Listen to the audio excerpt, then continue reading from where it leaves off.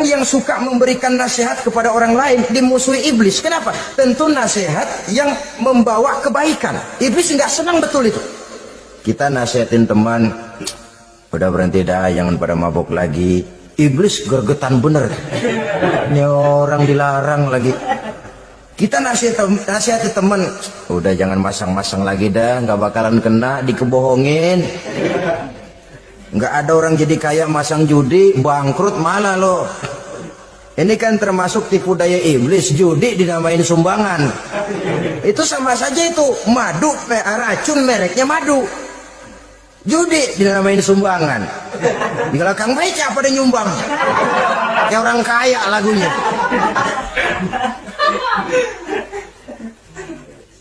Saudara-saudara kaum muslimin rahimakumullah, adalah kewajiban kita memang untuk tawasau bil haq, saling nasihat menasihati. Setiap kita juru dakwah, setiap kita wajib menyampaikan apa yang sudah kita tahu kepada orang yang belum atau kurang tahu.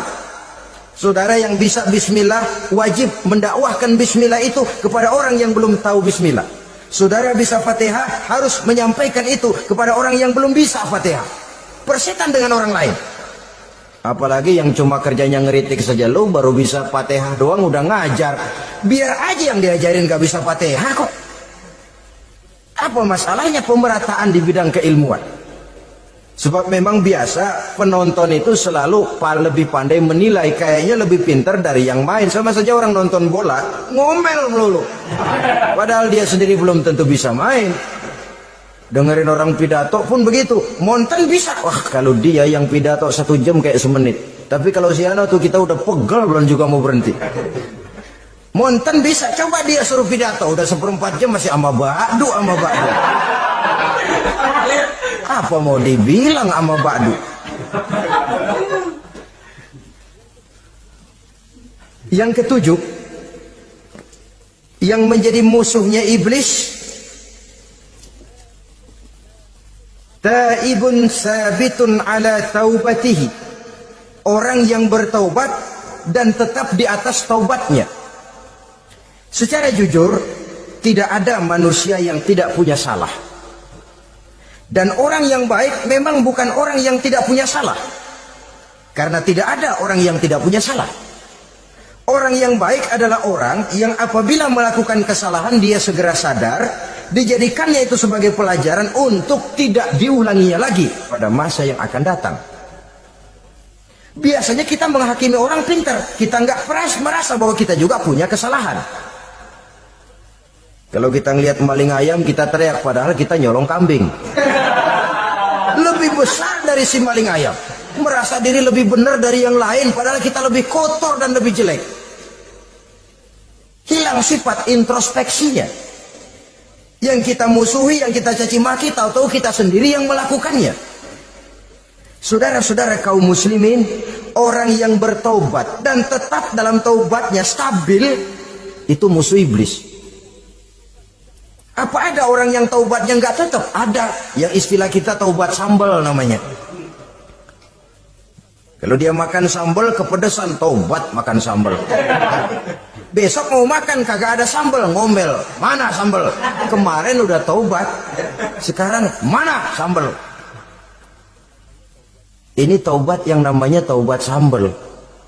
Istighfar habis istighfar, nyolong lagi, istighfar lagi, besok nyolong lagi, istighfar lagi. Itu taubat yang tidak tetap namanya. Allah Maha Pengasih dan Penyayang dengan segala kebesarannya. Ia akan memaafkan segala perbuatan yang bersifat salah dari hamba-hambanya. Cuma manusia kadang-kadang yang tidak mau memaafkan dirinya sendiri. Amat dungu manusia macam ini, membiarkan dirinya hanyut berlarut dalam lembah dosa, sementara dia diberikan umur tidak digunakannya untuk bertaubat. Innallaha yaqbalu taubatal abdi ma lam yugharghir. Allah senantiasa akan menerima taubat seorang hamba sepanjang nafasnya belum sampai di tenggorokan. Kalau nafas sudah sampai di tenggorokan baru berniat taubat, kasih terlambat. Kayak Fir'aun. Fir'aun itu begitu ditenggelamkan di lautan merah, udah cengap-cengap mau mampus, baru ngomong dalam sekaratnya, amantu bi Rabbi Musa wa Harun. Kalau begini mah saya juga percaya sama Tuhannya Musa. Udah sekarat baru mau taubat, malaikat maut gemes banget, dilelepin, mati.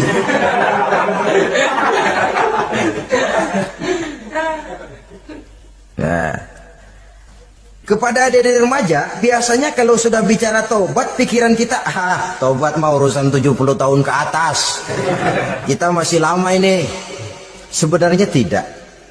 Masalah taubat adalah masalah salah dan dosa. Masalah salah dan dosa adalah masalah manusia. Sejak dia akil balik sampai ajal datang merenggut nyawa. Hidup ini tidak selalu berjalan mulus. Hidup ini tidak selalu berjalan di atas kertas putih. Kadang kita tersilap, kadang kita tersalah.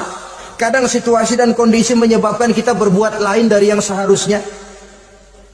Itu kehidupan. Silih berganti. Oleh karenanya pesan Nabi, wa atbi'i sayyi'atal hasanah. Perbuatan salah ikuti dengan kebajikan. Dosa iringi dengan taubat. Jangan nunggu.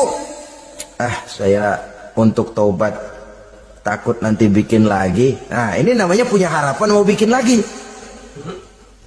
Nanti aja dah kalau tua-tuaan.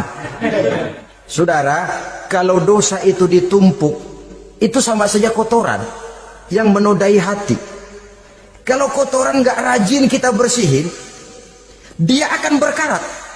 Dan kalau sudah berkarat, sudah sulit untuk dibersihkan.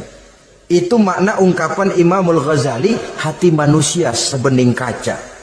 Lapisan dosa yang dia kerjakan adalah debu yang menutupi jernihnya kaca. Orang yang bersih dari dosa, dekat dengan Allah, hatinya jernih seperti kaca. Dari hati yang jernih, radarnya kontak kepada Allah. Sinyalnya nyambung channelnya itu. Getarannya hebat. Wajar kalau lalu dia bisa tahu apa yang besok akan terjadi. Diberitahu oleh Allah. Yang namanya ilmu laduni itu. Ilmu yang ditransfer langsung oleh Allah. Karena kebersihan hatinya. Mana ada orang nggak belajar bisa pintar. Iya, kalau hatinya butak emang nggak ada. Tapi kalau Allah mau berberangkat dari hati yang bersih, yang kontaknya nyambung kepada Allah, hati itu seperti kaca, kata Imam Ghazali. Dosa yang kita lakukan adalah debu. Kalau debu sedikit datang kita lap, datang lagi kita bersihin, datang lagi kita bersihin, insya Allah nggak sampai jadi noda di atas kaca itu. Tapi kalau nunggu debu itu sampai bertumpuk, besok aja ngelapnya dah, besok aja ngebersihinnya, bertumpuk dia, sulit membersihkannya. Walaupun kena, nodanya tentu tertinggal di atas kaca itu. Karena itu dalam kehidupan remaja misalnya, pemuda misalnya, kita tidak bisa menolak mode.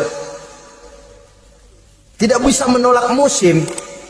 Modenya disco, modenya breakdance, modenya joget, modenya jaipongan. Mode pada waktunya habis, ya habis. Tapi bagaimanapun dia akan punya dampak, memberikan bekas dalam membentuk kepribadian. Dan ini efek yang tidak kita inginkan. Efeknya bukan modenya itu. Jadi oleh karenanya saudara-saudara, masalah taubat bukan masalah 70 tahun ke atas, tapi masalah manusia sejak dia akil balik sampai ajal datang merenggut nyawa. Sepanjang nafas belum sampai di kerongkongan, Allah akan menerima taubat seorang hamba. Bahkan dalam hadis qudsi Allah menyatakan,